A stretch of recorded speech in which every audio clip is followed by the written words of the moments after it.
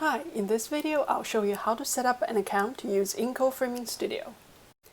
Open up your browser and type in intco-framing.com.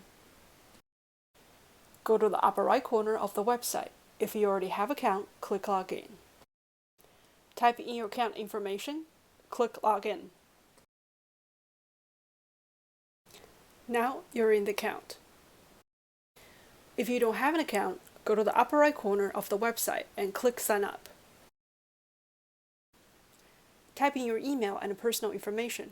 Click the orange button, Get Code.